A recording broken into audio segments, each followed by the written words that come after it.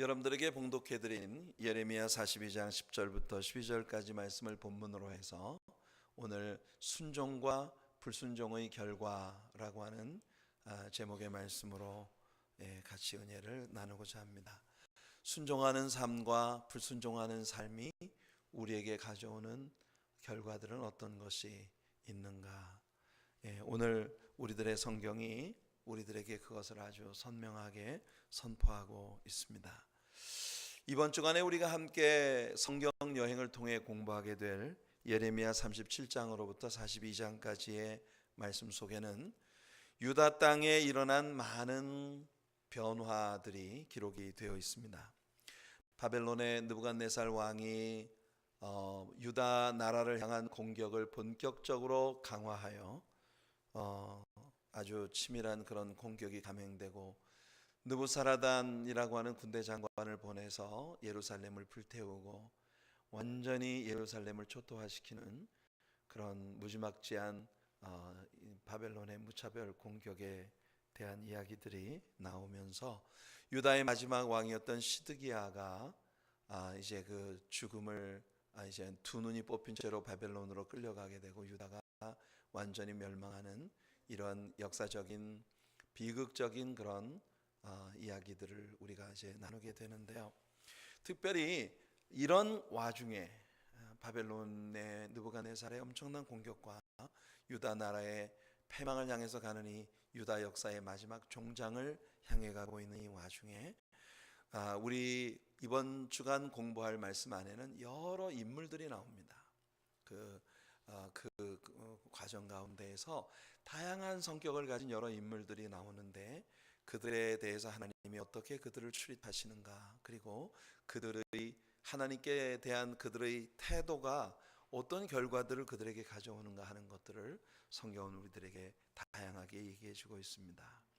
사실 여러분, 이 인물들은 오늘날도 교회 안에서 신자로서의 삶을 살아가고 있는 많은 사람들의 모습을 우리에게 보여주는 그런 거울이에요. 그래서 굉장히 중요합니다. 여러분이 이 인물들에 대한 이야기를 여러분들의 마음속에 새기고 이 인물들을 내 자신의 개인적인 신앙생활에 비추어 보면서 나는 지금 어떠한 신자로서의 삶을 살아가고 있는가 하는 것을 한번 조망해 볼 수 있는 그런 영적인 눈을 여러분들이 뜨실 수 있게 되기를 바랍니다. 첫 번째 인물은 당연히 유다의 마지막 왕이었던 시드기야라고 하는 비극적인 왕입니다.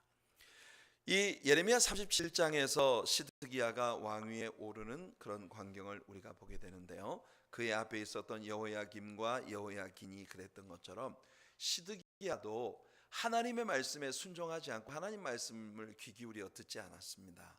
하나님께서는 유다가 하나님께 보였던 그런 불순종과 배역에 대한 징계로 하나님이 느부갓네살의 바벨론을 들어서 유다를 치시는 것이기 때문에 너희가 이것을 빨리 피하려고 하지 말고 아주 자리 잡고 바벨론에 가서 자리 잡고 거기에 오래 살 생각해라. 내가 절대로 너희들을 망하게는 하지 않는다. 하지만 지난날의 너희들의 잘못들에 대하여 나의 분노가 이렇게 표출되는 것이라고 하나님께서 말씀을 하시는데, 그런데 시드기야는 하나님을 무시하고 하나님의 뜻을 역행하는 일, 즉 애굽 나라에 사신을 보내 애굽의 도움을 받아서 바벨론을 대항하려고 하는 이런 계획, 여호야김과 여호야긴이라는 앞에 있었던 두 왕들이 그런 것들 때문에 결국 하나님 앞에 징계를 받게 되었는데, 불행히도 시드기야는 역사의 사건들을 통해 교훈을 받지 못했습니다. 당시에 팔레스타인 주변에서 벌어지는 정세의 변화에 대하여 이 유다 왕 시드기야는 정말 역사를 바라보는 눈이 아주 어두워 있었다는 걸 우리는 봅니다. 여러분, 이스라엘 주변에 있었던 애굽이나 아수르의 영향은 완전히 사그라들고 바벨론이라고 하는 느부갓네살이 일으킨 새 왕조가, 새 나라가 이 고대 근동의 역사를 장악해 가고 있는 그런 세계 정세의 흐름에 대하여 한 국가의 왕이 된 자가 전혀 주변 정세에 대한 것을 이해하지 못하고 있다는 것은 비극적인 일이죠. 결국 시드기야의 이와 같은 친애굽 정책은 바벨론 왕 느부갓네살을 더욱 자극하게 되고, 그래서 느부갓네살이 더 강화된 유다 공격을 감행하게 된 것입니다. 갑자기 위기를 당하게 된 시드기야가 예레미야 37장 3절을 보시면 예레미야를 불러서 그에게 기도를 해달라고 요청을 하는 장면을 봅니다. 사실 예레미야는 계속해서 지금까지 유다의 장래를 위해 기도해 왔죠. 터질 것 같은 가슴으로 하나님께서 그 입에 넣어주시는 유다 나라에 대한 하나님의 생각을 예레미야는 계속해서 유다 백성들에게 이야기해 왔습니다. 그런데 그렇게 기도 많이 하고 그렇게 유다 백성들을 돌아오라고 외치고 있는 선지자의 말을 귀 기울이지 않고 무시하다가 지금 일이 다급해지니까 예레미야를 불러놓고 우리를 위해 기도해 달라고 요청을 하고 있어요. 이렇게 기도를 요청해 놓고도 시드기야의 마음은 하나님께로 돌아오지 않았다는 겁니다. 바로 이어지는 5절을 보면 시드기야는 여전히 자기 하고 싶은 대로 하는 거예요. 애굽에서 원병이 온다는 소식을 듣자 금세 애굽이 바벨론을 물리쳐 줄 것이라고 기대하고, 그리고 애굽에 기대고 있는 그런 시드기야의 모습을 보여줍니다. 여러분, 이 시드기야라는 인물은 오늘날 교회 안에 있는 많은 신자들의 모습을 우리들에게 보여주는 사람입니다. 하나님은 우리들에게 끊임없이 말씀하세요.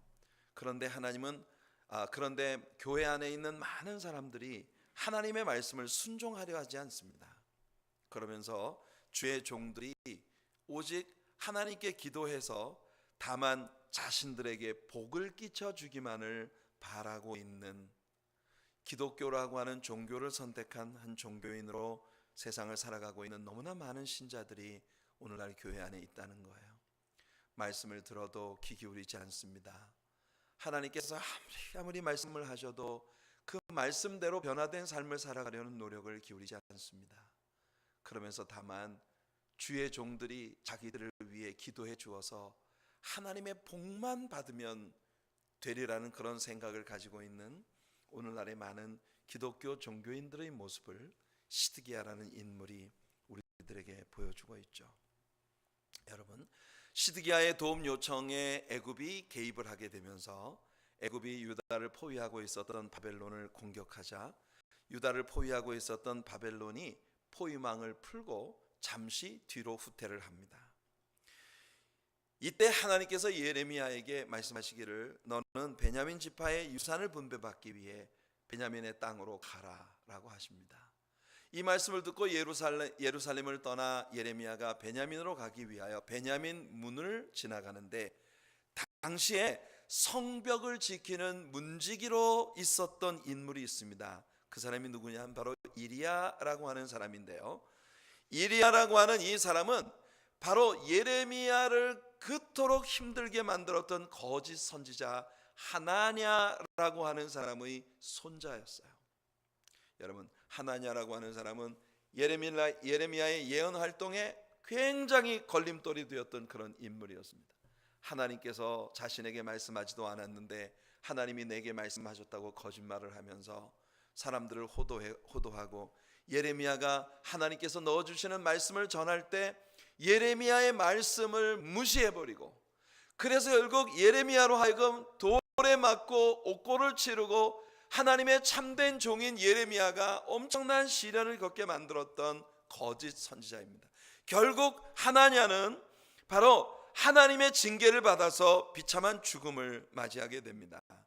그런데 그 하나냐라고 하는 할아버지가 거짓 선지자, 거짓 신앙인 노릇을 하다가 이렇게 비참한 최후를 맞이한 것을 보았음에도 불구하고 그의 손자인 이리야라고 하는 사람의 속에 그의 할아버지 하나냐의 유전자가 정말 역사하고 있었다고 하는 사실을 이 말씀은 우리들에게 보여주고 있는 거예요. 여러분, 참 가슴 아픈 일입니다. 아마도 이리야는 그의 할아버지 하나냐가 거짓 신자, 거짓 선지자 행세를 하다가 하나님께 비참한 최후를 맞이한 것을 알고 있었을 거지만, 그런데 이 이리야라고 하는 자에게는 그 할아버지 하나냐의 피가 흐르고 있었던 것이에요. 그래서 이 사람은 예레미야에게 거짓 누명을 뒤집어 씌웁니다. 예레미야가 하나님의 명령에 순종해서 베냐민 땅으로 가려고 하는 것이었는데, 예레미야가 바벨론에 투항을 해서 이 유다와 예루살렘을 멸망에 이르게 하려고 하는 매국적인 의도를 가지고 바벨론 왕을 향해서 가고 있었던 길에 우리가 체포했다, 이렇게 거짓 누명을 뒤집어 씌워서 예레미야를 또 감옥에 갇히게 만드는 것입니다. 이리야의 이와 같은 행위에 대하여 유다의 방백들은 이리야의 속셈을 알고 있어요. 시드기야도 알고 있어요. 하지만 유다의 방백들과 시드기야는 애매한 태도를 취하면서 이 이리야의 악행을 방조하고 있습니다. 이 사람들은 하나님과 세상 사이에서 늘 서성이는 사람들의 전형적인 모습이에요. 완전히 하나님께로 가자니 아직은 세상이 너무 좋고, 그렇다고 하나님을 버리고 세상으로 가자니 하나님이 너무 무섭고, 그래서 하나님께로도 못 가고 세상으로도 못 가고 하나님과 세상의 중간에서 머뭇거리고 있는 그런 사람들의 전형입니다. 믿자니 세상이 너무 좋고, 그렇다고 안 믿자니 하나님이 너무 두렵고, 믿지도 못하고 안 믿을 수도 없는 그런 상황이죠. 어떻게 보면 이와 같은 우유부단한 태도를 보이는 교인들이 세상 사람들에겐 다소 환영을 받고 칭찬을 받을 수도 있습니다. 세상 사람들은 그렇게 말하죠. 믿으려면 쟤처럼 믿어야 돼. 아니 뭐 그렇게 광신적으로 말이야, 예수밖에 모르고 그냥 무슨 주일날 가고 수요일날 가고 무슨 뭐 새벽 예배 가고 토요일날 새벽에 가고, 또 무슨 구역 예배 드리고 무슨 남녀 선교회 가고 미쳤어? 왜 이렇게 예수를 믿어도 그렇게 페네틱이 되면 안 되는 거야? 광신적으로 예수 믿으면 안 되는 거야? 쟤 봐봐, 예수 믿는다고 하면서도 친구들하고 술도 잘 먹고 친구들하고 놀러도 잘 다니고 그냥 적당하게 타협하면서 그러면서도 교회 생활 잘 하잖아. 어떻게 보면 이런 사람은 교회에서도 환영을 받고 세상에서도 환영을 받는 그런 위치에 놓여 있을지도 모를 일이죠. 사람들은 믿으려면 저렇게 믿어야 된다고 많은 사람들이 생각을 하지만, 이런 사람에 대하여 예수님이 뭐라고 말씀하십니까? 요한계시록 3장 15절과 16절 말씀을 보면, 내가 내 행위를 아노니 내가 차지도 아니하고 뜨겁지도 아니하도다. 내가 차든지 뜨겁든지 하기를 원하노라. 내가 이같이 미지근하여 뜨겁지도 아니하고 차지도 아니하니 내 입에서 너를 토하여 버리리라. 성도 여러분, 오늘 여러분들의 마음에 결단이 서는 이 아침이 되기를 예수님 이름으로 축원해 드립니다. 하나님은 살아계십니다. 여러분, 제가 캘리포니아에서 함께 동역하고 있었던 라우리스라고 하는 목사님이 있어요. 그는 히스패닉 아메리칸입니다. 여러분, 엔세나다라고 하는 멕시코의 캘리포니아 남쪽 국경에 가까이 있는 도시가 있는데요. 그 엔세나다 지역에서 태어나서 어린 시절을 그곳에서 보낸 그런 분이에요. 아버지가 알코올 중독에, 가정 폭행에 아주 최악의 사람이었습니다. 나이 어린 라울을 초등학교도 들어가기 전에, 학교도 들어가기 전에 그 어린 애를 데리고 매일 밤 술집을 전전하는데, 여러분, 애를 술집으로 데리고 들어가지 못하니까 문 앞에다가 개처럼 목걸이를 해서 문 기둥에다가 묶어놓고 들어가서 술을 마셔요. 그럼 술집 호스티스들이 밖에 나와서 이 아이를 불쌍하게 생각해서 캔디 주고 뭐하고 하면서 이 아이를 돌봐주고, 매일 가서 수입도 변변치 않은 사람이 그렇게 알코올 중독에 집에만 들어오면 와이프 두드려 패고 애들 두드려 패고 폭행을 하는데, 정말 엉망인 그런 어린 시절을 보냈어요. 이 어린 라울의 마음에는 나는 이 다음에 어른이 되면 절대 내 아버지 같은 인간은 되지 않을 거야, 이런 생각을 하면서 어린 시절을 보냅니다. 하지만 정말 놀라운 것이, 이 사람이 초등학교 3학년인가 4학년 때에 엔세나다에서 도망을 쳐서 헐리우드에 살고 있는 할머니 집으로 도망을 쳐서 옵니다. 그때만 해도 미국과 멕시코 국경이 상당히 허술했었던 때인 모양입니다. 그래서 버스를 그것도 몰래 타고, 그리고 헐리우드에 올라와서 할머니 집에 와서 할머니의 손에 이 아이가 길리워졌어요. 이 아이가 하이스쿨 학생이 되었을 무렵 웨스트 코비나라고 하는 이 LA의 동쪽 LA 카운티 동쪽 끝부분에 위치하고 있는 히스패닉 사람들이 밀집된 그런 도시가 있는데요. 그 웨스트 코비나에서 여러분 어린 시절을 보는데 거기가 히스패닉 갱들이 굉장히 많은 그런 지역이에요. 여기서 하이스쿨 학생이었을 때 그 시대에 학교를 함께 다녔던 애들 중에 이 라울한테 두드려 맞지 않은 애들이 없어요. 뭐 코뼈 부러지고 다리 부러지고 물어보면 다 라울한테 맞아가지고 터졌다는 거예요. 학교의 골칫덩어리였는데 마침내 파티에 갔다가 사소한 말다툼 끝에 같은 학교에 다니는 학생 하나를 거의 반 죽도록 두드려 팼어요. 너무나 심각한 상해를 입혔어요.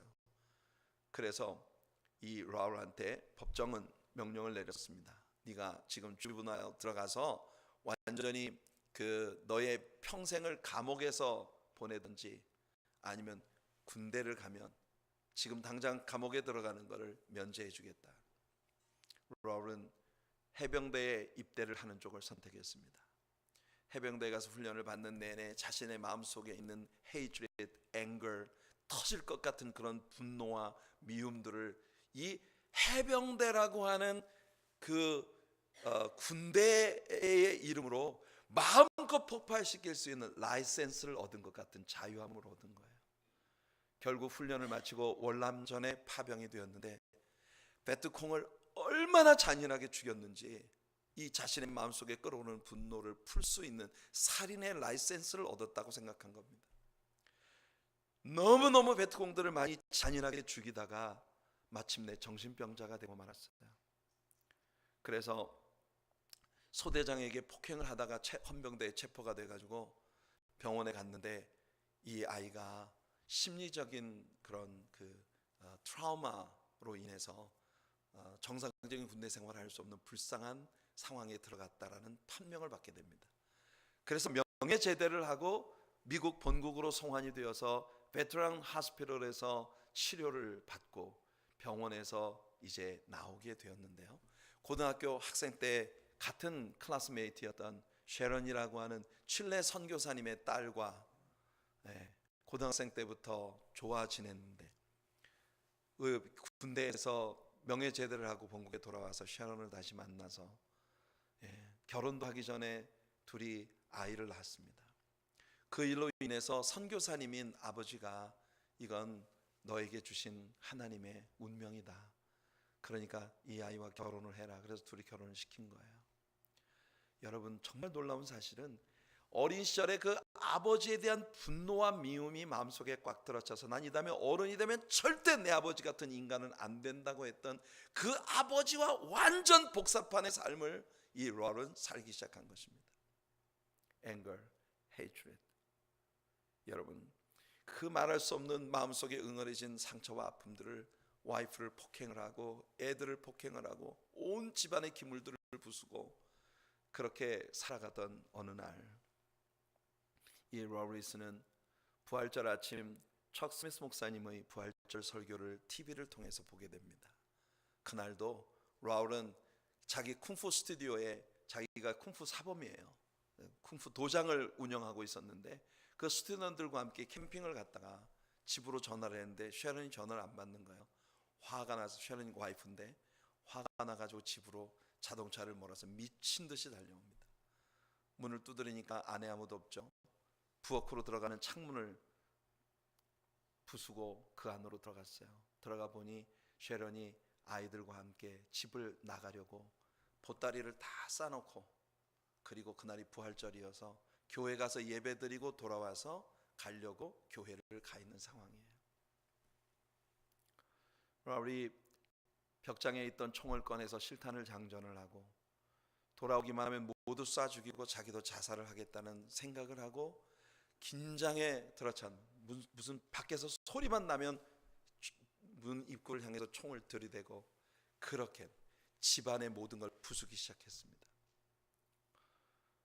마지막으로 텔레비전을 부수려고 개머리판으로 텔레비전을 내리쳤는데 그 충격으로 텔레비전이 들어온 거예요. 쉐런이 TV를 보다가 교회로 갔는데 그 쉐런이 보던 그 기독교 채널에서 척 스미스 목사님이 주일 아침 예배를 드리는 실황이 라이브로 방송이 되고 있었습니다. 웬 대머리 아저씨가 사람 좋은 웃음으로 환하게 웃으며 부활절 설교를 하고 있는데 라울은 그 얼굴이 세상에서 제일 재수없는 얼굴이었다고 얘기하더라고요. 어떻게 사람이 저렇게 웃을 수가 있어?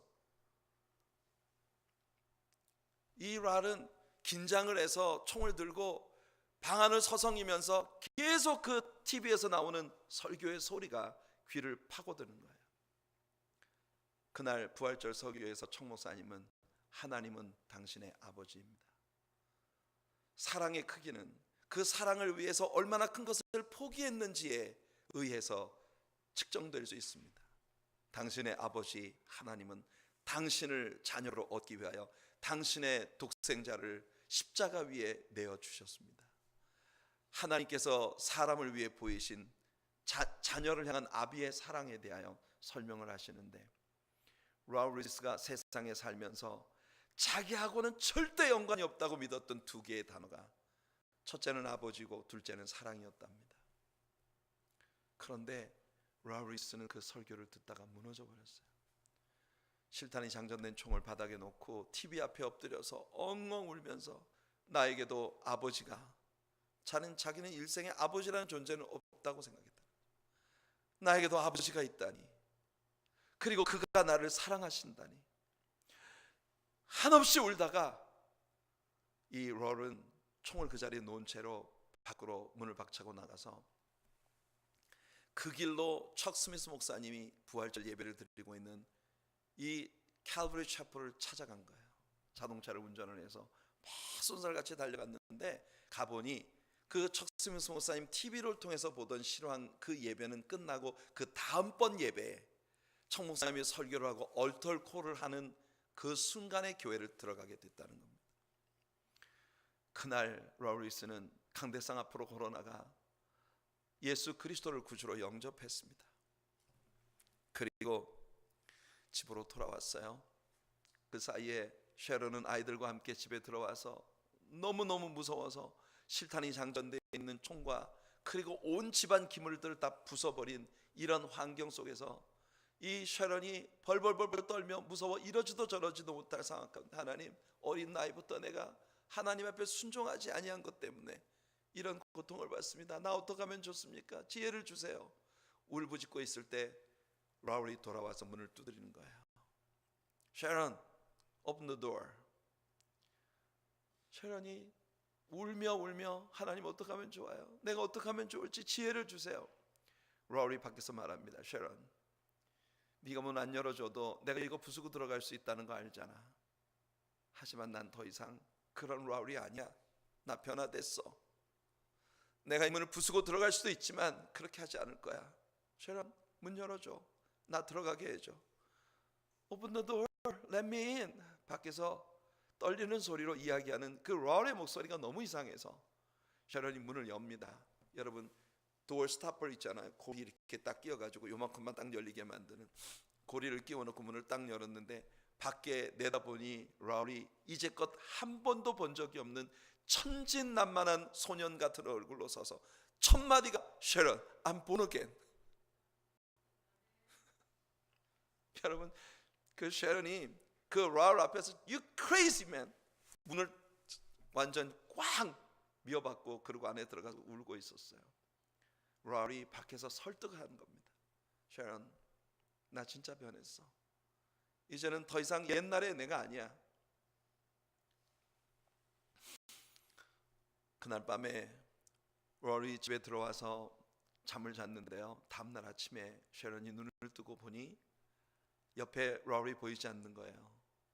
밖에 나가봤더니 엉망이 되어버린 거실을 다 청소를 해놓고 소파 위에 엎드려서 성경을 읽으며 울고 있는 라울을 보았습니다. 그날 이후로 그는 다시는 과거로 돌아가지 않았어요.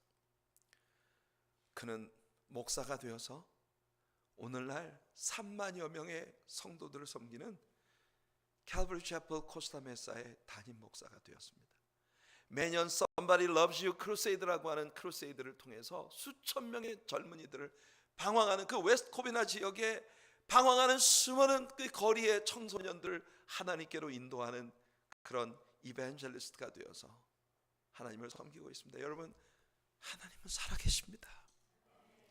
지금 우리가 살아가고 있는 이 시대에도 동일하게 그런 역사하시고, 여러분들의 지난 과거와의 모든 고리를 끊어버리시고 여러분들을 자유케 하시며 여러분들에게 진정으로 하나님의 나라를 주실 수 있는 여러분들의 아버지이십니다. 오늘 여러분들이 세상을 뒤로하고 아버지께로 향하기로 결심하는 이 시간 되시기를 축복합니다. 하나님과 세상 사이의 가운데서 머뭇거리며 이것도 아니고 저것도 아니고 믿는 것도 아니고 안 믿는 것도 아닌 그런 상태에서 나미널 크리스찬으로 명분만 가진 그런 신앙인들로 교회만 왔다 갔다 하는 그런 삶이 여러분들에게 청산되어지기를 바랍니다. 시드기야는 다시 은밀히 예레미야를 불러서 예레미야에게 말합니다. 예레미야 37장 17절 말씀을 보시면, 시드기야 왕이 사람을 보내어 그를 이끌어내고 왕궁에서 그에게 비밀이 물어 이르되 여호와께로부터 받은 말씀이 있느냐? 예레미야가 대답하되 있나이다. 또 이르되 왕이 바벨론의 왕의 손에 넘겨지리이다. 시드기야는 예레미야를 무시하고 거짓 선지자들의 말을 더 따르고 싶지만 예레미야를 무시하지도 못합니다. 왜냐하면 거짓 선지자는 죽었는데 예레미야가 예언한 모든 말씀들이 하나도 틀림없이 그대로 역사 속에 이루어져 가고 있었기 때문이에요. 이 시위 때 그래서 예레미야를 감옥에서 꺼내다가 시위대 뜰에 둡니다. 예레미야는 많은 사람들이 계속 예언을 해요. 그의 예언은 언제나 동일했습니다. 바벨론에 의해 유다가 멸망하리라는 거죠.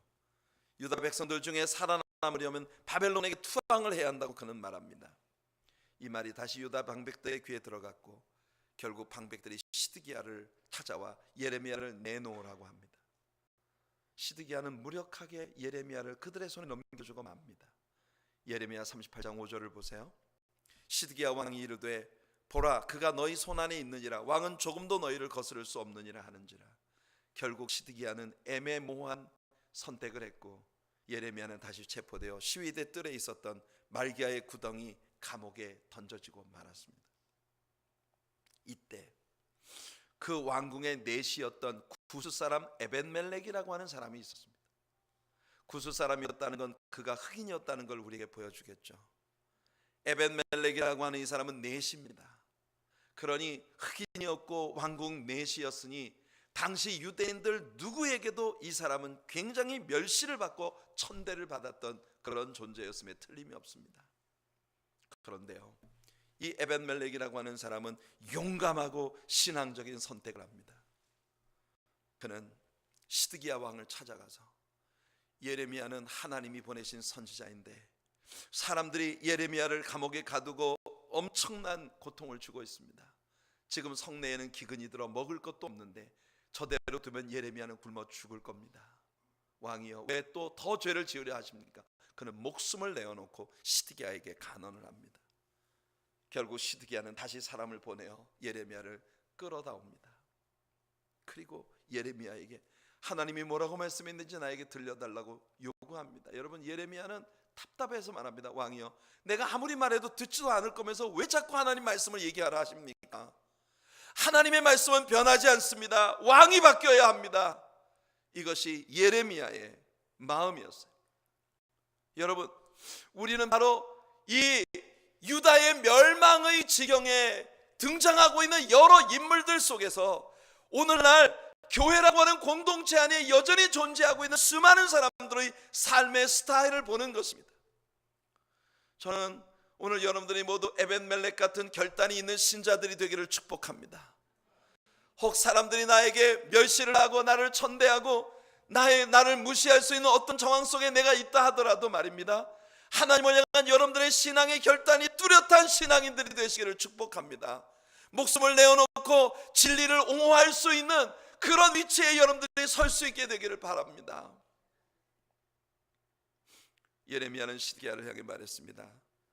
시드기야 왕이나 당시 유다의 방백들이나 아무리 하나님 말씀 들려달라고 해놓고 아무리 말씀 들려줘도 결국은 하나님 말씀과 상관없이 처음부터 지 하고 싶은 대로 하면서 왜 자꾸 하나님 근처에서 머뭇거리고 있느냐? 오늘날 얼마나 많은 신앙인들이 여러분 이런 태도로 살아갑니까? 매일 와서 목사님한테 날 위해 축복기도 해달라 합니다. 그저 복을 끼쳐달라는 거죠. 목사는 나를 하나님의 복 받기 위해서 존재하는 하나님과 나 사이의 중간자라고 생각을 하는 겁니다. 그러면서 강단에서 가르쳐지는 말씀에 귀 기울이지 않습니다. 아무리 목이 터지도록 하나님의 말씀을 외쳐도 우리는 그런 말씀보다 지금 당장 평안하다, 안전하다, 내 모든 삶이 하나님의 복을 받을 것이다, 이런 말씀이 더 좋다는 거죠. 그래서 거짓 선지자들을 옹호하고 거짓 선지자들을 추종하면서 말이에요, 예레미야가 그들에게 말한 것처럼 오늘날도 얼마나 많은 사람들이 원래 하고 싶은 대로 할 거면서 하나님 말씀은 뭐하러 들어? 하나님 말씀은 왜 그렇게 들려달라고 해? 이렇게 가슴 아픈 외침을 외치게 하는 그런 스타일의 삶을 살아가는 사람들이 오늘날도 이 세상에 너무나 많다는 거죠. 결국 비극이 터지고야 합니다. 39장에 들어가 보면 시드기야 왕은 두 눈이 뽑히고 바벨론으로 끌려갑니다. 얼마나 아깝습니까? 시드기야에게 하나님은 얼마나 여러 번의 찬스를 주신 겁니까? 얼마나 많이 회개할 기회를 주셨습니까? 얼마나 많이 하나님께로 돌아올 기회를 주셨습니까? 그러나 그 모든 기회들을 발로 차고 결국 그는 불순종을 선택하여 그의 눈이 뽑히고 바벨론에 끌려가고 유다는 멸망해 버리고 마는 것입니다. 그런데 이 와중에 흥미로운 일이 벌어져요. 그게 뭐냐면 바벨론 왕 느부갓네살이 유다에 예레미야라는 선지자가 있다는 소식을 듣고 그의 군대장관 느부사라단에게 명령을 보냅니다. 그 명령의 내용이 뭔지 아세요? 예레미야라는 선지자님이 계시다는 얘기를 들었다. 그분을 최대한 존경해드리고 그분의 안전을 보호해 네가 지켜줘라. 그 예레미야에게 최대한의 예의를 다해라. 여러분, 하나님 믿지 않는 사람이에요. 그런 느부갓네살이 그의 군대장관 느부사라단에게 명령하여 예레미야를 최대한의 예의를 갖추어 섬기고 그를 보호해 주라는 명령을 내린 겁니다. 그래서 느부사라단이 예레미야에게 와서 말하죠. 당신이 원하기만 하면 나와 함께 바벨론으로 돌아갑시다. 바벨론 왕 느부갓네살이 당신에게 호의를 가지고 있으니 바벨론으로 가기만 하면 거기서 당신은 호의호식할 수 있을 것입니다. 그러나 예레미야는 이 유다 땅에 남겨진 불쌍한 렘넌트들을, 유다의 멸망 이후에 남겨진 그 남겨진 자들을 말씀으로 섬기는 것이 하나님께서 내게 주신 기름 부심인 줄을 알고 예레미야는 바벨론으로 가는 길을 거부하고 예루살렘에 남아 그곳에 남아있는 유대인들을 섬기기 시작한 거예요. 어떤 의미에서 저는 그런 생각을 해봅니다. 만일 그때 예레미야가 바벨론으로 따라갔다면 어떤 일이 있었을까? 우리가 포로 시대 이후의 책들을 읽었으니까 고레스 왕이 유다 사람들을 예루살렘으로 돌아가는 보호령을 내리기까지 70년 어간 중에 에스라나 느헤미야 같은 이런 인물들처럼 예레미야도 바벨론에서 훌륭한 예언 사역을 하고 유대인들을 섬길 수도 있었지 않았을까? 그러나 예레미야는 자신의 일신상의 안일보다 하나님께서 내게 주신 사명과 부르심에 집중하고자 했던 것이에요.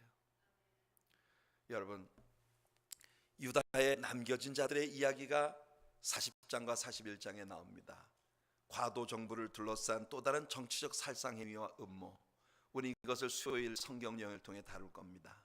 그리고 오늘의 본문인 42장으로 들어가게 되는 거예요. 42장 1절로 6절에서 유다에 남겨진 자들이 예레미야를 찾아와 그에게 부탁을 합니다. 그 남겨진 자들의 부탁이 뭐냐?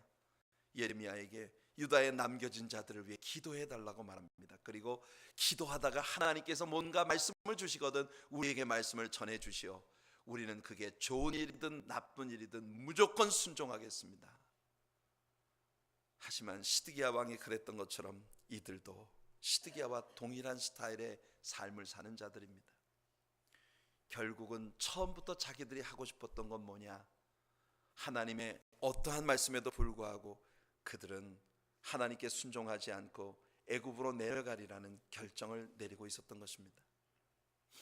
사랑하는 성도 여러분, 하나님은 애굽으로 가지 말라 하셨습니다. 이 시점뿐만 아니라 우리가 출애굽기에서 배웠잖아요.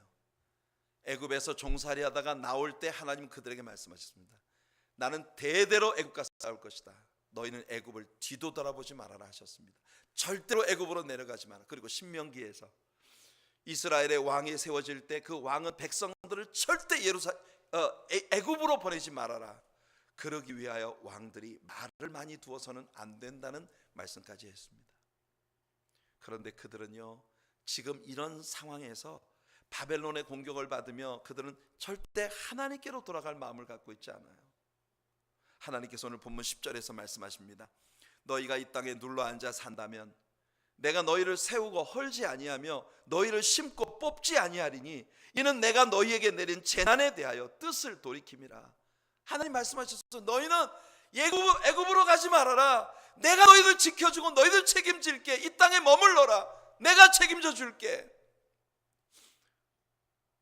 유다에 남겨진 자들이 예레미야에게 와서 우리를 위해 기도해주고 하나님 말씀 우리에게 그대로 전해주세요. 그대로 순종하겠습니다. 좋은 일이든 나쁜 일이든 순종하겠습니다. 그러나 정작 예레미야가 그들에게 말씀을 전하니 그들은 어떻게 합니까? 결론부터 말씀드리자면 이들은 하나님의 말씀에 순종하지 않았습니다. 아니, 이들은 처음부터 하나님 말씀에 순종할 마음이 없었습니다. 그들은 처음부터 애굽으로 내려가는 것만이 살 길이라는 생각을 굳히고 있었던 거예요. 그들의 말은 근사했습니다. 선지자님, 무엇을 전하든지 그대로 아멘하겠습니다. 그대로 따르겠습니다. 말은 근사한데 그것은 애당초 그들의 계획을 미화시키기 위한 계획에 불과했습니다. 사랑하는 성도 여러분, 우리는 43장에서 예레미야의 말씀을 들은 그들이 어떤 반응을 보였는지를 보게 되는데요, 42장 초반에서 그렇게 아름다운 신앙 고백을 가지고 예레미야에게 말씀을 듣고자 했던 그들이라고 도저히 상상할 수 없는 짓을 합니다. 그는 예레미야를 거짓 선자로 몰아붙이고 게다가 친바벨론적 매국노로 정치적으로 몰아붙여서 모든 남겨진 자들과 사방에서 유다 땅에 거하려고 모인 사람들을 몰아 애굽으로 결국 내려가게 됩니다. 예레미야도 끌고 애굽으로 갑니다. 예레미야는 그렇게 그의 최후를 맞이하게 된 것입니다. 사실 예레미야를 통해서 주셨던 하나님 말씀을 자세히 읽어보면 우리는 하나님께서 그들에게 말씀하시기 전에 벌써 그들이 어떤 생각을 갖고 있는지 미리 다 알고 계셨다는 걸 봅니다. 예레미야 42장 13절과 14절을 보시면요, 하나님이 이렇게 말씀하십니다. 그러나 만일 너희가 너희 하나님 여호와의 말씀을 복종하지 아니하고 말하기를 우리는 이 땅에 살지 아니해야 하리라 하며 또 너희가 말하기를 아니라 우리는 전쟁도 보이지 아니하며 나팔 소리도 들리지 아니하며 양식의 궁핍도 당하지 아니하는 애굽 땅으로 들어가 살리라. 그렇게 한다면 너희들은 분명 잘못되리라. 하나님은요, 그들의 마음속에 무슨 생각이 있는지 처음부터 알고 계셨습니다. 이들의 마음속에는 애굽을 의지하는 마음이 있었어요.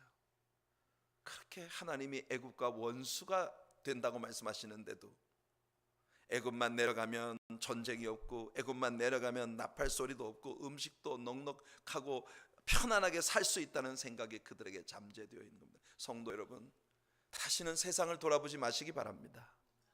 세상으로 돌아가면 거기에 안전이 있고 세상으로 돌아가면 거기에 부요가 있고 세상으로 돌아가면 모든 즐거움이 나를 기다리고 있을 것이라고 생각하는 그 생각을 깨끗이 지워버리시는 여러분들 되시기 바라요.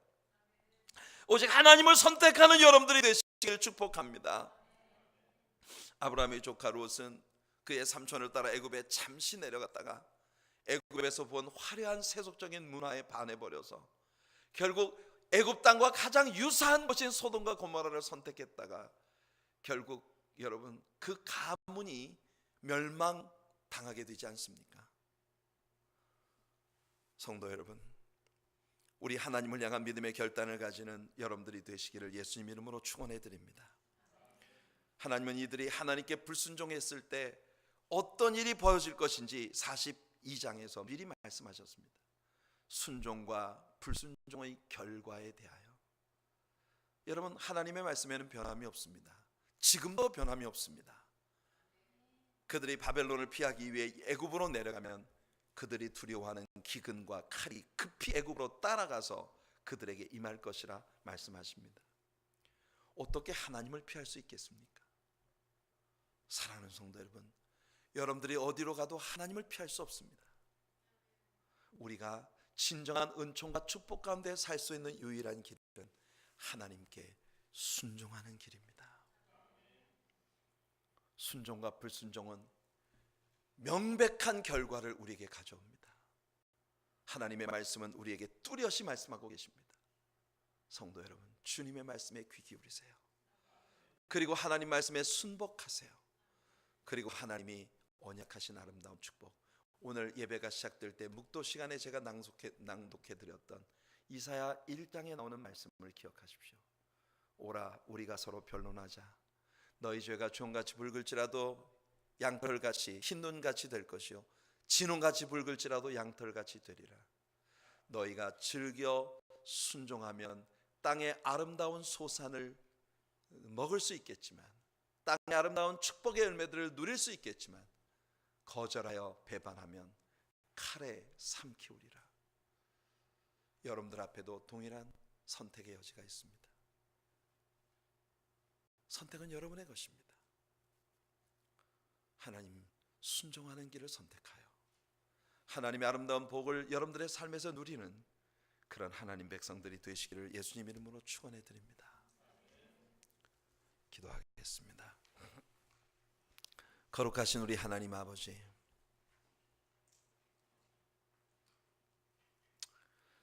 하나님께서 선포하신 대로 모든 일들이 이루어지는 역사를 우리는 봅니다. 그 역사 속에서 우리는 수없이 하나님 앞에 불순종하는 길을 선택했던 많은 사람들의 모습을 봅니다. 아버지, 하나님과 세상 사이에서 끊임없이 방황하던 시드기야 같은 존재가 되지 않게 해주시옵소서. 정말 그 이름처럼 이리 같은 존재가 되어 할아버지 하나냐의 저주의 길을 반복해서 따라갔던 그런 이리야 같은 사람이 되지 않도록 하나님 우리를 도와주시옵소서. 우리의 핏줄 속에 흐르는, 우리의 육체 속에 흐르는, 우리의 유전자 속에 잠재되어 있는 첫사람 아담의 반역과 죄악의 핏줄을 끊어주시옵시고 우리의 모든 결박을 풀어 우리를 자유하게 하여 주시옵소서. 베셀처럼 아버지 하나님, 비록 천대를 받고 멸시를 받고 무시를 당할 수 있는 위치에 있다 하더라도 하나님을 향한 믿음의 결단을 분명하게 하고 우리 주님을 쫓아가는 믿음의 자녀가 되게 해주시기를 기도합니다. 오늘 아침 우리들 모두에게 예수 그리스도를 영접하고 하나님의 자녀로서의 삶을 시작할 결단을 갖게 하여 주시옵소서. 순종과 불순종의 결과는 자명한데 하나님, 불순종의 결과를 선택하는 자들이 되지 않도록 우리에게 지혜를 주셔서 하나님께 순복하는 삶을 살아가도록 복내려 주시옵소서. 우리의 심령에 생수의 강물이 넘치도록 물이 마르지 않는 샘물처럼, 물된 동산처럼 그렇게 우리 하나님과의 윤택한 사귐 가운데 살아가는 믿음의 자녀들이 되도록 우리를 복내려 주시옵소서. 이 시간 정성껏 준비한 11조와 헌물들로 하나님을 예배하며 나아갑니다. 드려지는 모든 예물들 위에 축복해 주시고 오늘 믿음의 기도로 나아가는 모든 자녀들에게 풍성한 복을 내려 주시옵소서. 예수님의 이름으로 간절히 축복하며 기도하옵나이다.